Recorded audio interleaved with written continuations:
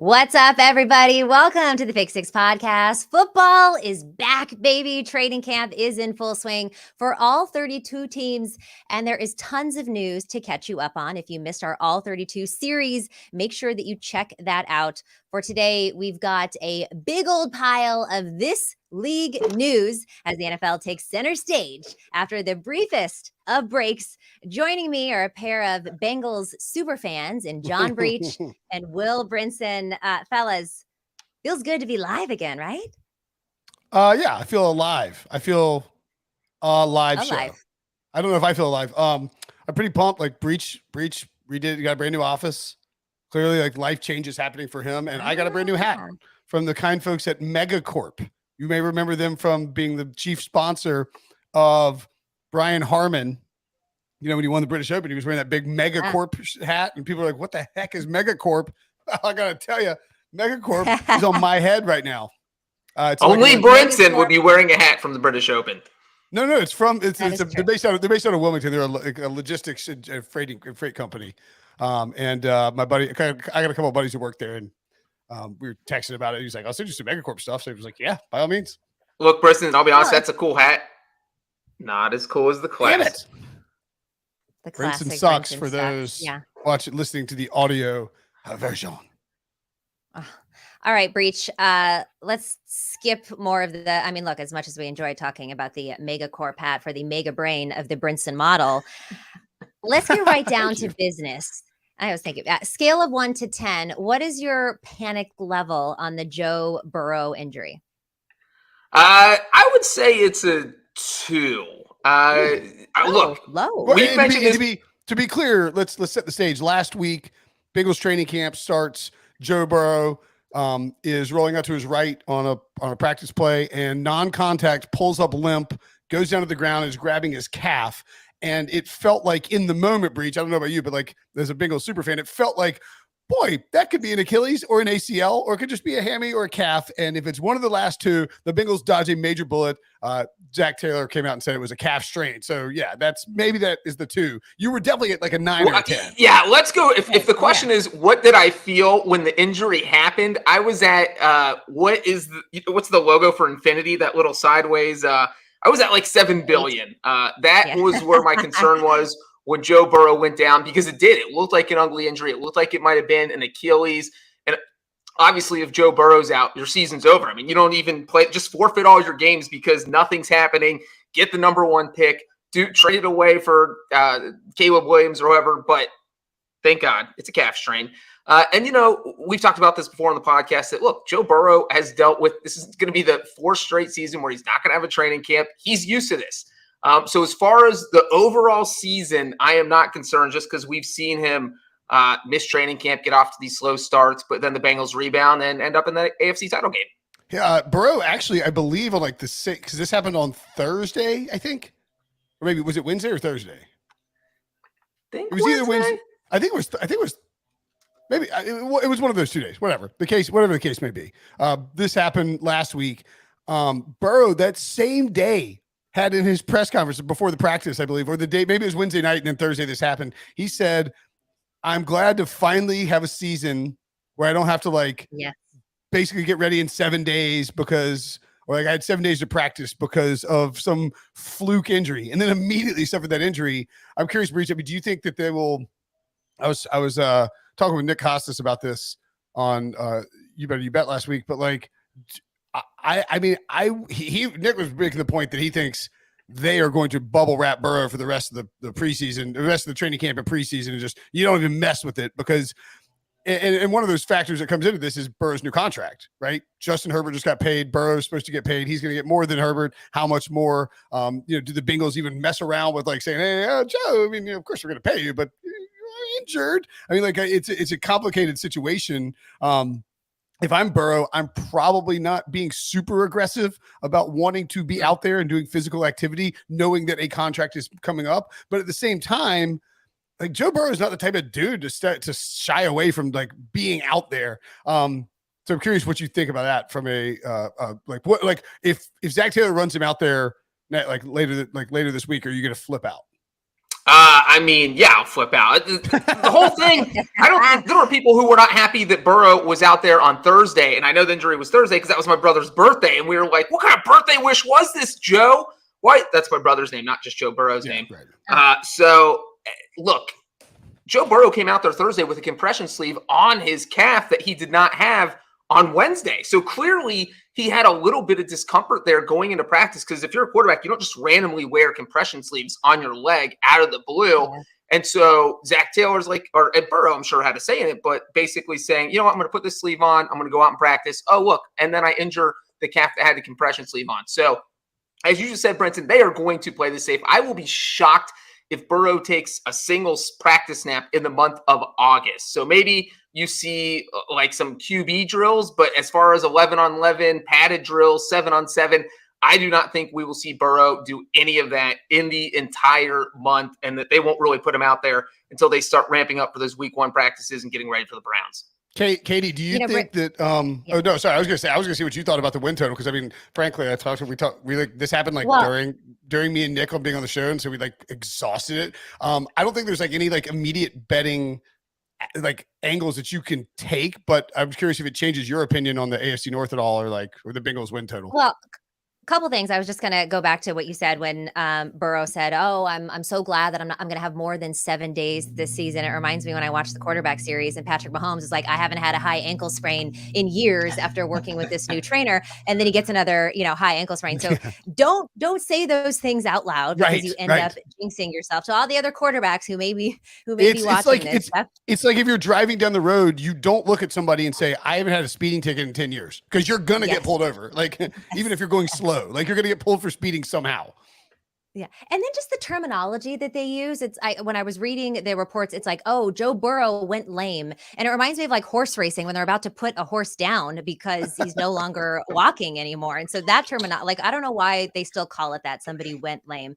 But to answer your question, Brinson, it doesn't worry me. And it's interesting because they opened up as 11.5. Now that has already been bet down, or maybe because of the injury news, it's gone down to 10.5. So Breech, you and I are high on the Bengals this year in terms of their future odds, plus 160 to win the division, plus 500 to win the conference, and still plus 1,000, 10-1 to win the Super Bowl. I still like that bet. I think that this calf injury, like you guys both said, is so much better than when it could have been, when all we knew was that he went lame.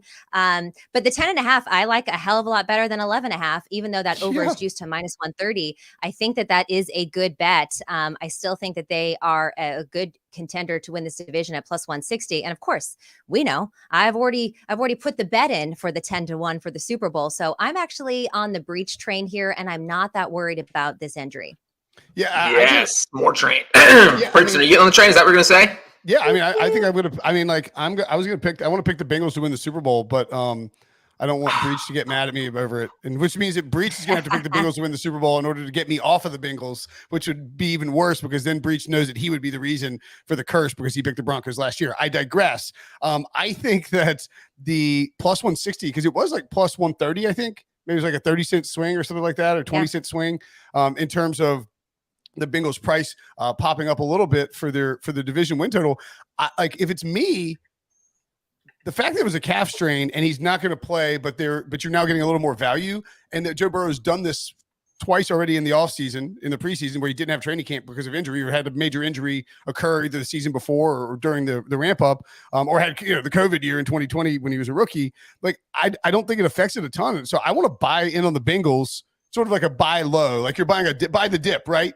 That's what you're buying the dip. I think that's the move here, is you're getting a little dip, a little bit of value on the Bengals because of this. So I'll put some. I'd want to invest on the Bengals, but I would shy away from like MVP Burrow 7-1. That's a little short. Yes. Given that it's not going to get any shorter, right? Like Mahomes is plus 650, Burrow's 7-1. You can wait till closer to the season and make sure he's fine if you want to invest in that.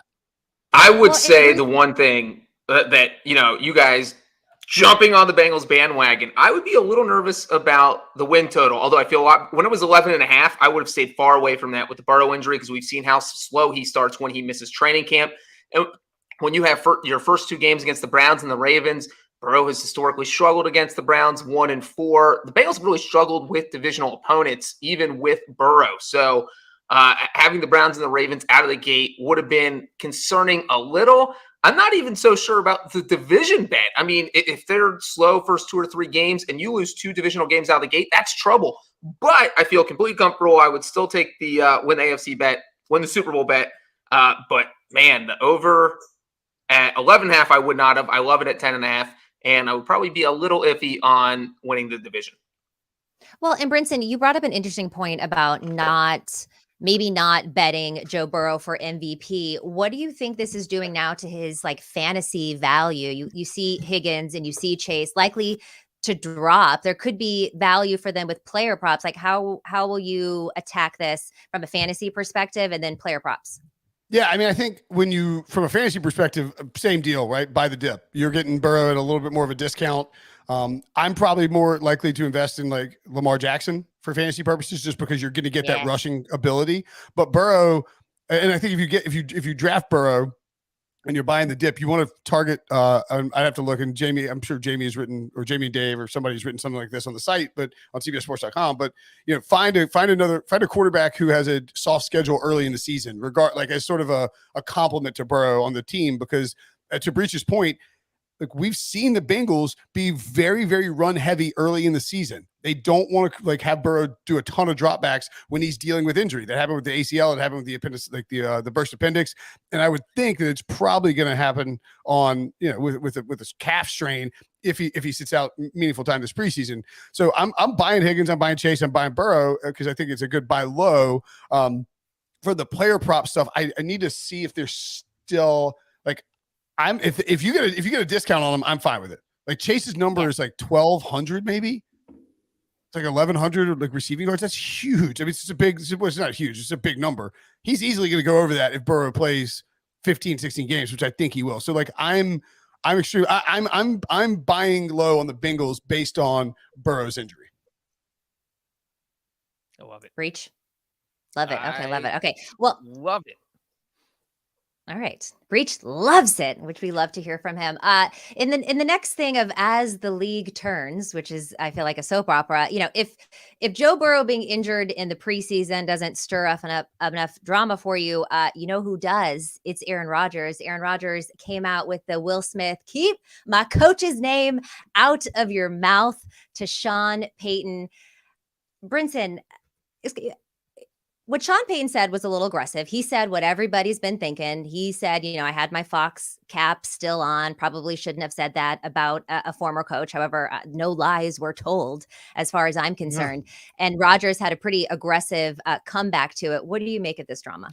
Yeah, so Payton's comments were, I mean, who was he talking to? Oh, he's talking to Jarrett Bell of USA Today. Sorry. And he went nuclear. He basically, to me, so this is my biggest takeaway from this is that Sean Payton was attempting to shift the blame from Russell Wilson to absolve Russell Wilson of blame for the 2022 Broncos season, and basically to completely bomb Nathaniel Hackett under the bus and to pin all of the issues of the Broncos last year on Hackett, some on the front office, which Breech will touch on, I think, and basically say this wasn't Russ. So to me, I'm a little intrigued by the Broncos because of this. Now, I think it was stupid to do all that. You didn't need to do it the way he did. He kind of got some stuff out there and then just kept spilling his freaking guts and like ripping the Jets. He's like, trust me, like there was no need to rip the Jets. You can rip Nathaniel Hackett. Like Robert Saleh and saying like, oh, they're on Hard Knocks, like they're gonna suck this year because they're on hard. It's like all of that was wildly unnecessary. The stuff about, to me though, about the Broncos stuff specifically, and talking about Hackett versus Russ, it says to me that he believes that he can get good stuff out of Russell Wilson here because he is propping Russ up. It was one of two things. Either he believes Russ is good to go and that he's going to have a bounce back season, or he thinks Russ is like psychologically soft and needs to be propped up because of that, or Russ won't stop. Like it could be one. It could be either or. If the Russ thing doesn't work out, guess who's getting this treatment next offseason? Russell. Like, like Sean Payton's going to do this thing because he's going to need to move the blame around. He's not going to take it. He's in a win-win. We've talked about this. So I think makes me a little bullish on the Broncos just because it makes me believe that Sean Payton Breech, who despite what he said about his GM, believes that Russell Wilson can be successful this year.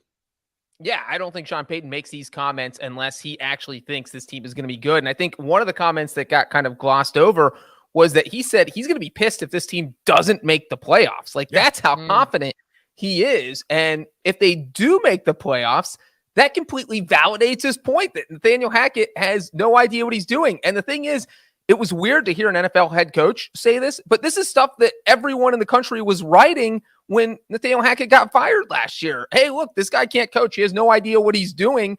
And it was weird, obviously, to hear a head coach regurgitate that. But and as Brinson just said, an even weirder part here was that Payton threw his front office under the bus. I mean, that was, to me, the weirdest part. Look, you want to say Hackett was horrible last year? I don't know why that's a big deal, because he was. I mean, the way he said it, probably he went a little bit overboard.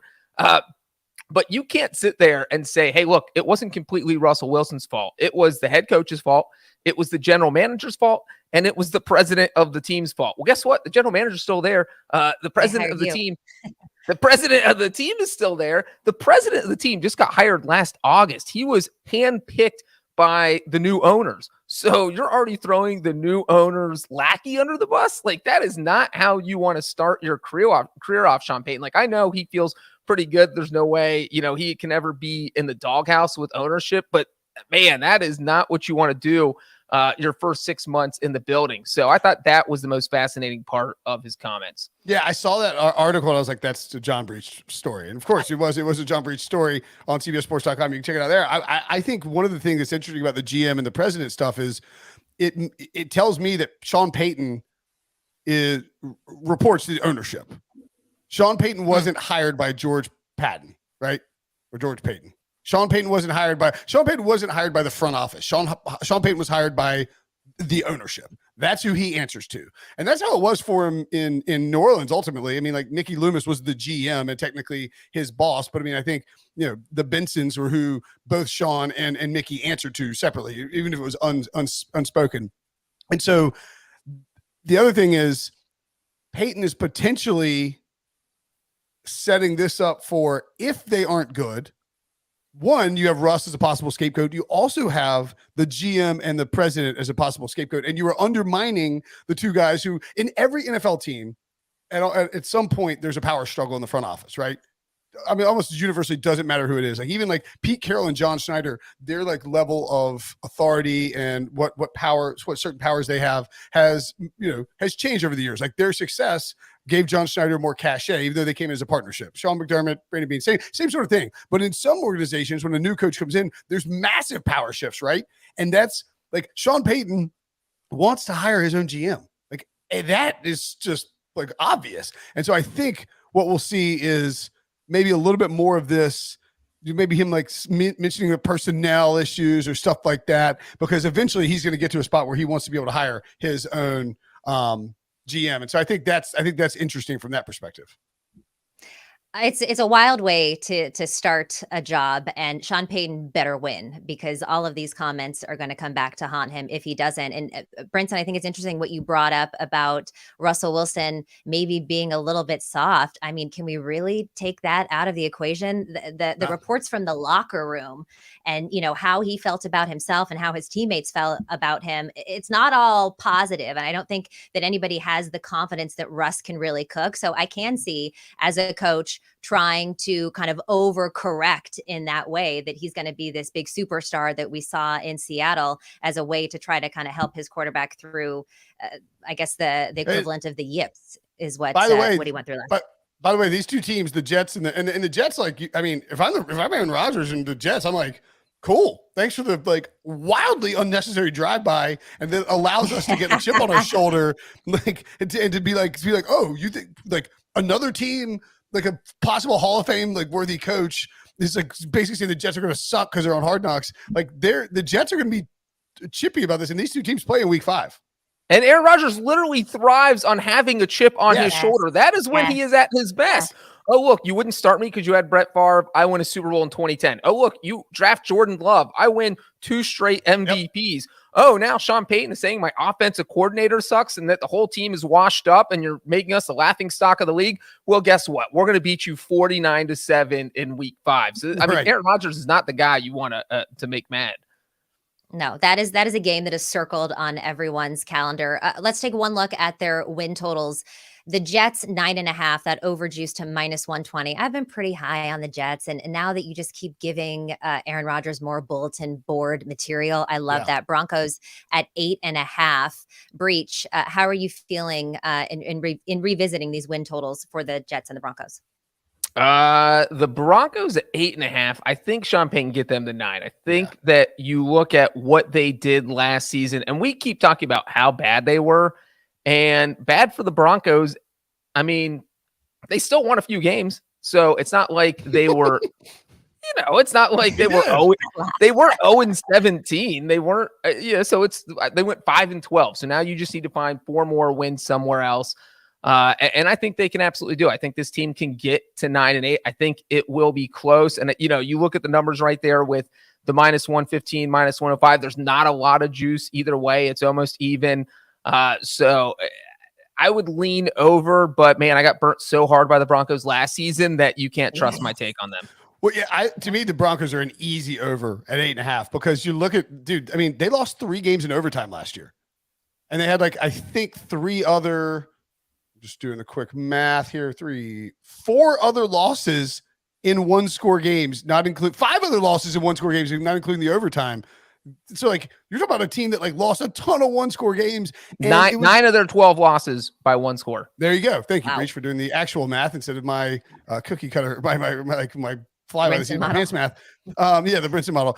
When you have 9 1-score losses and 3 of them are in overtime, I mean, that tells me that, and your offense is trash like it was under Nathaniel Hackett. If Sean Payton comes in there and the offense is mid-level, like Mad Dees, as the kids say, then you're going to get those games are going to flip a little bit. So I like the Broncos a lot. I think I'm still leaning Jets over win total. I won't be jumping on that. Probably prefer the Jets to make the playoffs. I think it's -140 or something like that, maybe 150. I prefer that to their win total because I think you could win 10 games in the AFC and not make the playoffs. Wait, sorry. You could, yes. You could win. They could go 9 and I don't know what I'm saying. That didn't make sense what I'm saying, but you get the point. I think the Jets make the playoffs as a wild card, but I'm not sure I trust them to get to 10 wins. It's a tricky situation. Definitely dicey. And you look at the thing with the Jets, though, is before they get to that Broncos game, they have to play the Bills. They have to play the Cowboys. They have to play the Chiefs. They have to play the Patriots. So they have a rough first 4 games. And so that, again, what Brinson's saying is that can you trust them to hit the over, or do you feel more comfortable betting the over or the playoffs? But I don't know that 9 wins will get them in just because the AFC is so loaded. So, but I would probably feel more comfortable betting them to make the playoffs versus betting the over. But I do think they do get the 10 wins. Yeah, and also worth noting, Raiders, Washington, at Miami, at Chicago for the Broncos to start the season. That is a very, there's teams winnable schedule. Very winnable schedule heading into the Jets. All right, let's take a break. And when we come back, we will break down more NFL news from #ThisLeague next. We don't get a try run, we only get one life. So enjoy the ride. Just live your life, one day at a time. Enjoy the ride.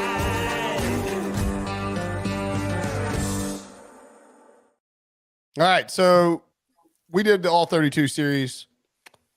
Every NFL team, you should check it out. Talk to insiders from every NFL team. Breech hosted. Breech did the last one? Breech, right? The Lions. I did the Lions with old Ryan Wilson. We hadn't seen each other in 3 years. He commented on how many more gray hairs I had. It was a great time. 3. I didn't know Ryan Wilson was still around. Good for him. I thought he turned 900 and moved to South Florida or something. I'm kidding. We love Wilson. But you know who else might be on the move? Jonathan Taylor. Or at least he wants to be on the move. He has asked for a trade request from the Indianapolis Colts. And Breech. Things got a little ugly when he made that request with very clearly to me a certain country loving rock and roll owner stepping in. Yeah, this is a weird situation to me because you had Jonathan Taylor saying back kind of in April, May, and June, he made it known he wanted a new contract. He also said at one point that he wanted to be a Colt for life. That means for the rest of his life, he wants to be an Indianapolis Colt. And I think that's probably out the window now. And it seems like Jim Irsay is being divisive on purpose for him to tweet out and say, hey, look, running backs, you're not getting a special CBA. You got to take the crappy hand you were dealt, and you're going to get your crappy contracts, and no one cares about you. And when you have a running back who is looking for an extension and you're saying that about running backs, and then to turn around and say, oh, but I didn't mean Jonathan Taylor. I just meant every other running back. That wasn't directed at anyone. Of course, Jonathan Taylor is going to get mad at that. And so to have a three-way spat with Irsay, Taylor's agent, and Taylor on Twitter and just turn this whole thing public. They meet on the bus, and usually, like you sit down face-to-face. You feel like you can talk issues out or at least make them a little bit better. No, this thing, all the poop hit the fan after they met on the bus. This thing got even worse, and it is amazing that we've gotten this far because I can't see Irsay changing his tone. He's the kind of stubborn guy that says, look, we're not trading you. We're not trading you. Unless somebody offers me 5 first-round picks, you're stuck here, Jonathan. And I can't imagine the Colts have all the leverage. I feel like Taylor has to play. And if he is dealing with a back injury, then they'll throw him on the NFL list and he won't get paid. And then this whole situation will become a bigger disaster. So this thing is messed up. I mean, it only takes a short conversation with Jim Irsay for someone to come out of that meeting and say, I would like to request a trade. Breech, I have to ask you, because Brinson and I had a conversation this week. We were kind of joking about this whole thing. And obviously Jim Irsay with his comments about, I could die tomorrow and Jonathan Taylor could not be on this team and nobody would notice or care, or whatever it was that he said. And I asked Brinson, I said, what NFL owner would you like to party with? And I said Jim Irsay, because that is some rich, wild stuff that you would do with Jim Irsay. And Brinson had a very surprising, and I still don't understand why you picked this person. But Breech, I want to hear which NFL owner you would like to party with. I have Jim Irsay, and then I'll let Brinson surprise us. I'll say Jim Irsay is in the top 5. I would throw Jerry Jones on the list. And just to be clear, I have a top 5 list that I provided Katie, and Jim Irsay definitely in the top 5 just by virtue of like how the other owners are all set up. Okay. Yeah. So I think Irsay is in the top 5. Jerry Jones is absolutely in the top 5. Yes. And I hope this isn't Brinson's answer. This might sound a little strange, but I'm going to throw Mark Davis in there. I mean, the guy eats at PF Chang's. He lives in a van, drives around a conversion van. Like, what is there not to like about Mark Davis? Mark Davis also, like, I've seen Pete Prisket. So 2 Super Bowls in a row, we saw Mark Davis hanging out. The Super Bowl 49, we were in at this restaurant. It's like a bar in like downtown Phoenix. And we saw, I think I was with Darren Smith and Marty Caswell of San Diego of San Diego radio fame, and we were like watching Mark Davis eat French fries because he was wearing this white jumpsuit and was like dipping them in ketchup and then just holding these fries with like this like loads of ketchup on top of them over this white jumpsuit. We're just like, we were captivated watching this guy with his bowl cut. It's like, is he just like, how can he be so flagrant, like flaunting this white jumpsuit with the ketchup, just waiting for it to drop? And then the next year, Pete Prisco's walking through this restaurant. He sees Mark Davis and he goes over and goes, "What's up, Mark? Can we get a piece?" And Mark Davis hands him a slice of pizza and then he's eating, and Pete just sits there and like eats the pizza and chills and like chats up Mark Davis and then walks off. So I think that this is a pretty good answer. Breech. Well, real quick, and somewhere someone has a picture of that. This is one of those things we don't tweet out with Prisco eating the pizza with Mark Davis. Breech, would you like to guess what my answer was? Because it wasn't Jim Irsay, it wasn't Mark Davis. Totally random. Can you give me AFC or NFC? That's my one hint. NFC? Mm-hmm. NFC. There's no cool owners in the NFC. It's not Jerry Jones. Wow, I didn't think it was Jerry Jones. Jerry Jones is in my top 5 though. I'll go with the Panthers owner. No, David Tepper was like, I think honorable mention maybe. By default. Actually, that's right. I was Katie and I were doing this. I was like ripping them off division by division. I forgot about that. I forgot about that too. I said Jed York. That was gonna be my next guess. I'm not even kidding. I believe what? it. I'm a 49ers fan and I don't want to party with Jed York. Explain yourself. So the logic here, well, one, like He's young. he's young.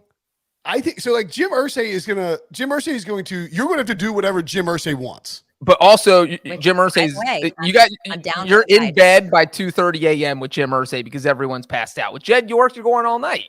But I also think Jed York is the type of dude who would be like, all right, look, I got to bounce. I'm going to take the helicopter out. Tabs open, close it out, bring my card back.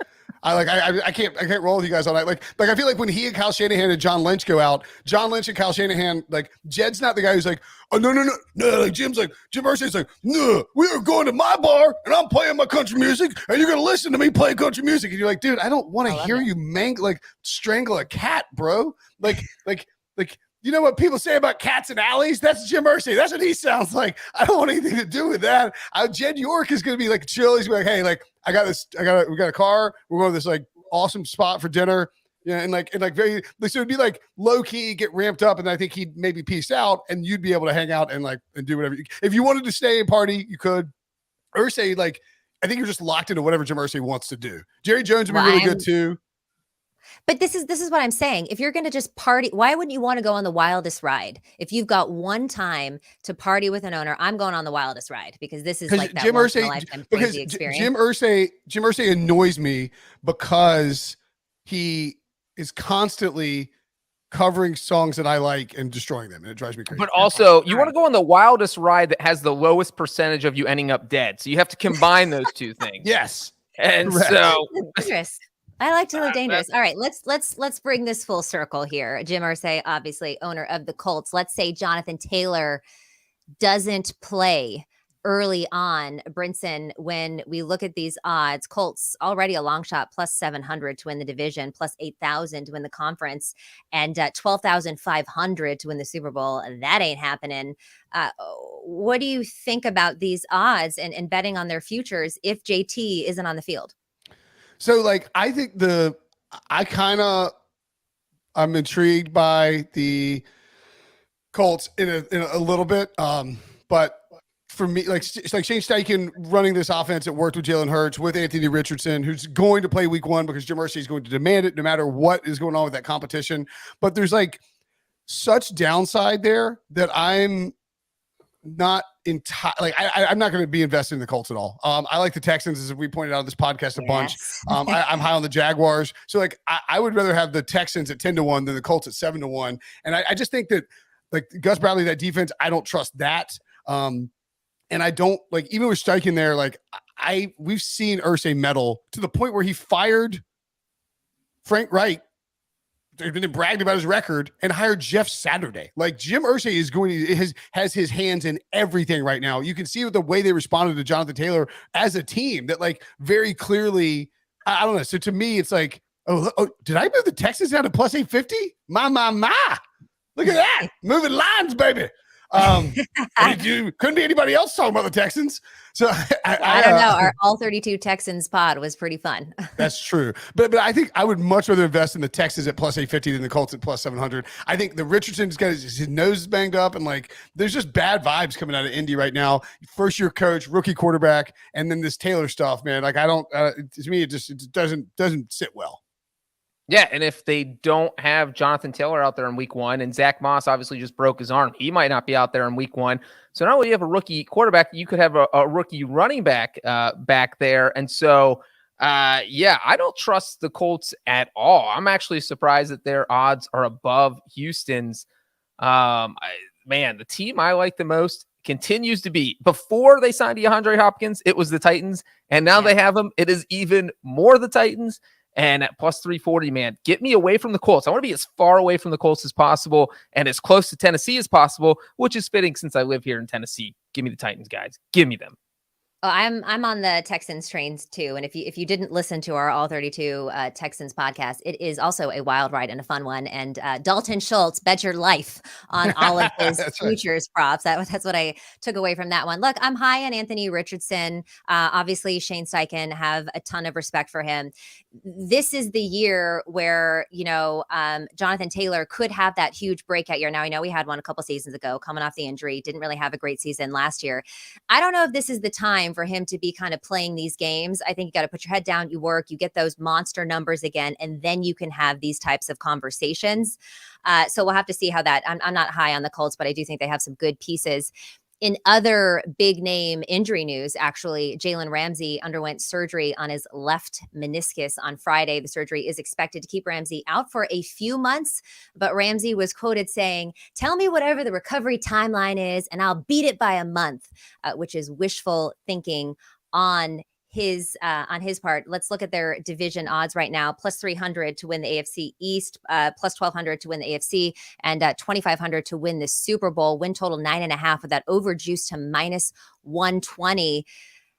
We've had a lot of conversations about how tough it is to bet the Dolphins based on the Tua injuries, but now we've got some injuries in their backfield on defense. Brinson, how important is the defense to how you're going to bet the Miami Dolphins? Oh, it's huge. I mean, I think was it Prisco or was it Adam Beasley? We've done like so many pods. It's like I'm like brain melded all together. One of them, it might have been Pete, I think, who said that. I think it was Pete because I was shocked he said it with Aaron, knowing what we know about Aaron Rodgers and going to the Jets, right?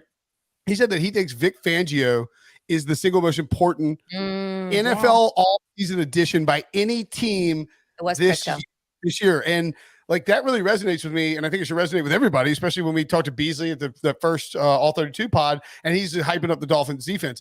They can win without Jalen Ramsey. Now, that's a big blow. They traded for him. He was like him plus Xavier Howard. There's a trickle-down effect on their in terms of their ability to shut down wide receivers. They've got some tough matchups, right? Like Stephon Diggs is going to be twice, right? It's not easy. If he's the Jets, Garrett Wilson twice. They have. It's going to be difficult without Ramsey. They open against the Chargers. There you go. The Chargers have a lot of wide receivers. But for me, like everything comes down to Tua, right? Even if the Jalen Ramsey the injury is not good, but for me, it's much more about Tua's health and being able to trust Tua than it is about the Jalen Ramsey stuff in particular. Like I think the defense will be good no matter what. So like I'm on the Bills, so I'm not really going to get on the Dolphins. I do think there's a chance the Dolphins win the division. I think there's a chance they finish above the Jets. But for me, it's like I just have concerns about Tua, and I know it's not defense related, but like we just don't know. Like if Tua gets a concussion in week 1, can they really play him again this year? Like that's or ever, or ever, right? It's such a difficult situation that I'm a little hesitant for that reason. Yeah, and the other thing with the Dolphins, I agree with you, Brent. I don't think the Jalen Ramsey injury is going to have obviously, if he's in, that makes their defense a lot better. But they had an average defense last year. They still went 9-8, and they didn't have Jalen Ramsey last year, and they still went 9-8. And so I think that they can still get the type of play they got last season. And then when Jalen Ramsey does get back on the field, whether that's in December or he beats his comeback by a month and somehow gets back by November, then that's going to make them better. But until then, I think I agree with you that I do think the defense will be better, and I don't think they'll win the division. So I think we're on the same boat here, or maybe we're in the same canoe, kind of paddling. Yeah, I think we're on the same raft. Kayak raft. Okay, we're on the same Buffalo Bills luxury. We're on Terry Pegula's luxury yacht. How about that? Yes. Okay, well, that's add that to the party list. All right, this is not the only injury that really matters, though. Brock Purdy has made his return, and we'll tell you why and how that's going with the 49ers quarterback carousel when we come back. Taking a quick break. You're watching Pick Six. We'll see you in a bit. Said I'm fired up. I'm sorry your time's up. I see the time up. Came from the ashes, I rise up.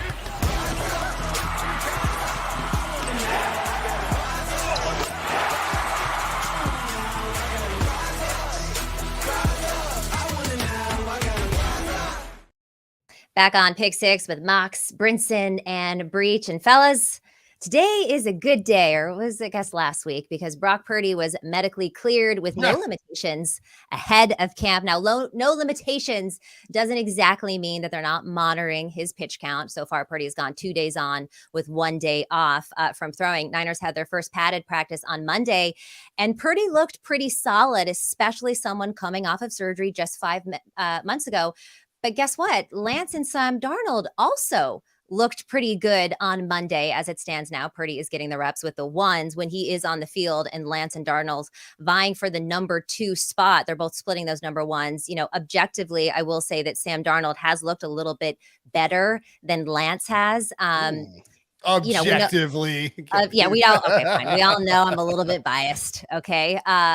But Breech, when you look at these 3 Niners quarterbacks, is there any bets or futures that you're eyeing? We know that Sam Darnold is the MVP, is Brinson's favorite long shot, or one of them, of the season. But how do you feel about Purdy coming back, what this means to the Niners, and maybe some of these quarterback bets? Well, I think with that you're kind of getting juice with the Niners because no one knows who their quarterback is going to be. Whether I don't think it's going to be Trey Lance. It's either going to be Brock Purdy or Sam Darnold, with Brock Purdy obviously being the huge favorite as long as his arm can withstand training camp. And if you put him back out there, I mean, this is a good team. So I like the 49ers to win the division. I like them to maybe win the NFC. I don't like them to win the Super Bowl because I like the Bengals. But it just seems like this is the time to grab them, because if they start off 4-0, Brock Purdy looks awesome. Their division odds are going to go to -800, and their NFC odds are going to be no value there. So while they still have these quarterback questions, I think that's when you want to either grab their division -200, not great value. But again, it will get worse if they win their first few games. And then to win the NFC overall, that's something that would be worth considering right now. And I think that the 49ers can also do that. So, and maybe even best regular season record. Is that crazy? Ooh, no. Plus 800? I kind of like that one. I think they have the 5th easiest schedule, but they travel the 2nd most miles. So they have like 21 days less rest than their opponents, which is tough. But I don't hate that bet, Breech. Brinson hates it, I can tell. No, look, the 49ers are stacked. And like the thing is, the Purdy situation is such that because he's back and he's going to be ready to go, we assume, right? We think that it's such that, like, when Purdy was not in the fold, or like he was an unknown, for me it was a concern, because it's like, all right, well, there's a real path where they just don't have like a great option at the quarterback position, because you're missing Trey Lance, or no, you're not missing Trey. If you're missing Purdy and he's not able to go, and it's like Trey Lance is just a total wild card at this point still, and then Sam Darnold is, Sam Darnold, like we think it's a cool idea that he can be good, but it's still, we still have a history of him not being good, right? And so like now with Purdy there, you feel like it raises the floor of the quarterback position for the Niners. You feel a lot safer, investing in their division to win the division at like 165. I think is like a really good deal, or a really good bet. And then they're over their win total. You saw it creep up, and like just in general, the Niners like look like a team that we knew they had a loaded roster. The question was the quarterback position, and if Purdy's back and cleared, and he is, that raises the floor at the position, I think, and allows you to, where you're like, all right, even if Purdy gets hurt, now you feel like Lance and Darnold playing really well might be like a bonus, right? Or like a gravy on the biscuit, so to speak. Or like a slice of Swiss cheese on a chicken salad sandwich or something. You're just inventing things at this point. Yeah, a lot of analogies there. Look, I'm obviously very high on the 49ers. I feel very confident about Brock Purdy. I like that they're monitoring his pitch count and not just putting him out there. I'm worried about week 1 and having him up. The Steelers have not lost, I believe, their first game in like 3 years, and at home. And then you got Brock Purdy up against someone like TJ Watt for his first game back. So that's like a little bit scary. But actually, one of the season-long props that I was looking at this morning, which I just think is a no-brainer, George Kittle touchdown passes, the line is at 5.5, and that over is plus 110. Last year, George Kittle had a career best 11 regular season touchdowns. 7 of those came from when Brock Purdy was under center. We know this Iowa to Iowa corn connection is very big. So George Kittle 5.5 with the over at plus 110. I bet your life. Forget Dalton Schultz that you heard on the Texans podcast. George Kittle over his touchdown passes. That's a no-brainer to me. I can get behind on that. Kittle had what? Like, how many touchdowns did he have 11, down the stretch? 7. He had 7 with Purdy. He had a couple games with multiple touchdowns. Yeah, I think that's a good look. I think it's a real good look. All right. We love that. Okay. So now we're going to move on to some rapid fire questions here. When we look at the week 1 point spreads, Seahawks running backs are injured. Is that what is concerning to you, or that Washington was sold? Brinson, what's going to have a bigger impact? I guess. I think the bigger impact is, I mean, I think the bigger, obviously, overall impact is Washington. And I think week 1 is a big impact as well. I think Seattle, this running back situation, though, is really big for that offense because you have Geno Smith. You drafted JSN in the first round. You got DK. You got Lockett. You have all these weapons, but like Pete Carroll wants to be a running team. And so now like they lose Rashad Penny in free agency.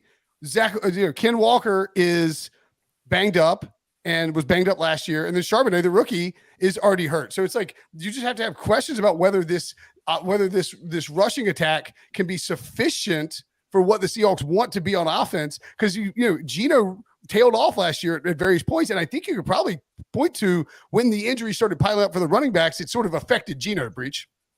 Yeah, I mean, I somewhat agree with that, but they do have a month to kind of get that figured out. And the Seahawks have proven they can kind of plug and play running back. So I think they'll be okay, at least in week 1, since they do have a lot of time to prepare for that. But the Commanders, man, we've seen these training camp pictures where fans are actually showing up. There was like 7 fans total at training camp all of last year. And this year, the thing is sold out. It's crazy down there. You're the Commanders. You get a home game in week 1 against the worst team in football, the Arizona Cardinals. Fans are going to be fired up. That game's probably going to be sold out. And I just think the Commanders come out and roll Arizona by 3 touchdowns just because they got the Dan Snyder monkey off their shoulders, and they're going to want to squash the Cardinals. So I would go with the Commanders being sold. I agree with Breech. I mean, I think the vibes are just so high. And I was reading some articles or maybe I was tweets. I can't remember what it was, but Washington fans were saying, unless you are a Washington fan and have been for a long time, you have no idea what this feels like. It feels like something was stolen from us and we finally got it back. And I think that energy obviously just goes down to the team, and the fans are going to be involved in there. And so I think that's going to be huge for them. It is concerning for Seattle about the running backs. I was really high on Kenneth Walker III this year. So to have him be pretty banged up, is worrisome. And also with Geno Smith, we've talked about, I believe on the show, about a little regression from Geno Smith. His passing yards prop 3,800.5. I already kind of liked that under, just because I think the first half, Geno Smith first 5 games versus Geno Smith in the second half of the season, those are 2 different quarterbacks. And if you don't have a run game that's working, and we see a little bit of regression from Geno Smith, that does spell a lot of trouble for Seattle. But I'm going to go with the glass half full on the side of the Washington Commanders. God, I went through all 3 of their names in my head before I said I know, right? The other thing about Washington too, I think that's really interesting. Like, you look at what we've seen from them, like not just the football team, right? But like the social media team. Like everyone feels the players, the way they're talking about this transaction, they're like it's very clear that Dan Snyder was not just disliked by fans, but like disliked inside the building by just about everybody. They were sick and tired of, like anybody who's ever worked for that team, you hear them, like you can tell that there's like, they're always embarrassed, right? Like, of course, it's like Washington, but like they're like, yeah, we know it's the former Arskins and Dan's Dan. And now it's like Josh Harris comes in. He immediately, I don't know if you guys, I think we talked about this. I can't remember, but he called in to 106.7 The Fan with our friend of the pod, Grant Paulson and Danny Rother, and he calls in and he's like what, they didn't request him. He's like Josh wants to call in and talk, and he calls in and he's like talking to him. And he's like pumped up. He's like, I'm buying everybody in that bar a beer right now, and like the place goes wild. There's like 1,000 people in there. So he dropped like, I mean, he's a billionaire, like, so who gives a crap? But he dropped several $1,000s buying these beers for these guys and like these fans, which Dan Snyder would never do. And then like you see like the happy-go-lucky, like kids are carrying helmets. Like the vibes are immaculate with Washington right now, and the fans are going to show up for that week 1 game. It's a very winnable game. You love Sam Howell, hate Sam Howell, whatever you think. It's a very winnable game. And I think that place is going to be really, really loud and really, really enthusiastic. And you're going to get a bunch of like anti-Dan Snyder chants or pro Josh Harris chants. And I think that first half line for Washington against Arizona is very intriguing as a result. Well, I walk back one thing I said on this podcast earlier. I said I wouldn't, I would probably want to party with Jed York the least. I would never party with Dan Snyder. That is one person that I would like to stay. Well, I'm not going to go far. that far because he does have a yacht that is moored in southern France, and I would be more happy to hang out on a yacht in the French Riviera. So I'm not going to say no to that. I'm not going to say no.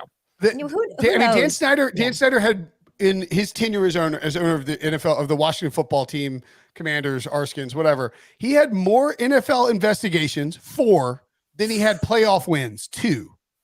That is wild. Or was it playoff appearance? Yeah, it's playoff wins, I think. That's wild, dude. How do you can't win more playoff games in NFL investigations? There may be some hidden cameras in your cabin on that yacht, Breech. So I would just be careful on the Dan Snyder Breech. yacht. That's how you're finally going down. Yeah, a couple more rapid fire questions here. So player props. What is more impactful or important? Sony Michel retiring or Zeke Elliott visiting the Patriots? Breech. I will say the Zeke one's interesting because now you have to watch if the Patriots come out and sign him, then that blows up anything you thought you knew about what they were going to do at running back. Because look, Belichick, if there's anything I hate in the NFL, it is drafting a Patriots running back in fantasy.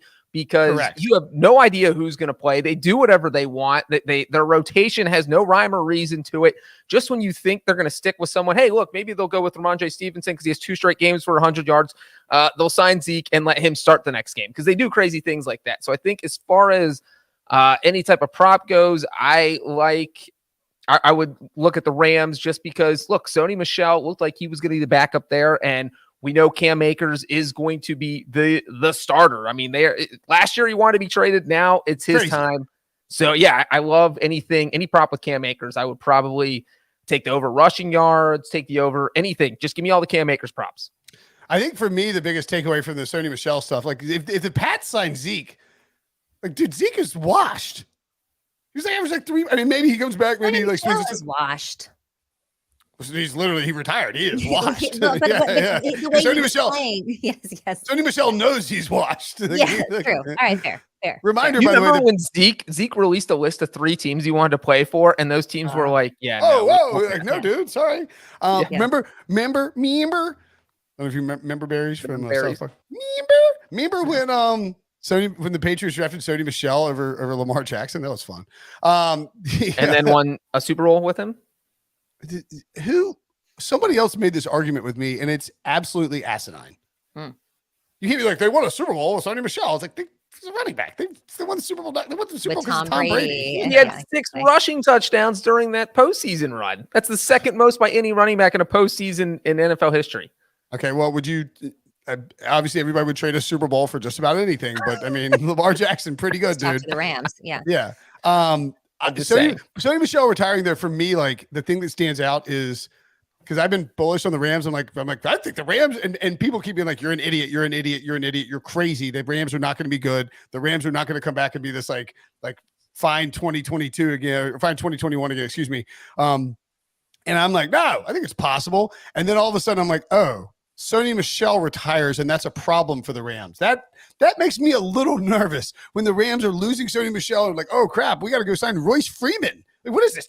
2016? Like this is not great for the Rams and their depth chart and their offensive ability. And my belief in that they might be able to run the football well. Fair. Yeah. And Cam Akers props scare me a little because Akers, as Breech points out, wanted to get traded last year. And the Rams wanted to trade him. The Rams wanted to trade him. He wanted to trade, and no, they couldn't find anybody to trade for him. It's like, now everything's just fine. He's gonna be great. I don't know. All right. Well, that's actually going to do it for our show today. Everyone, thank you so much for joining us. On behalf of John Breech and Will Brinson and myself, we are so pumped to be back live with you guys. Football season is upon us. Hall of Fame game on Thursday. You know what else is on Thursday? The Pick Six podcast again at 1 p.m. It's going to be our betting cheat sheet with me, Brinson, and Prop Stars. He's been on once before. Very, very sharp guy, especially when it comes to betting props. So we're going to get into that. Thank you so much for joining us today. And if you are watching this on YouTube, remember to like, comment, and subscribe. And if you're listening to the audio only, do the same. We'll see you on Thursday.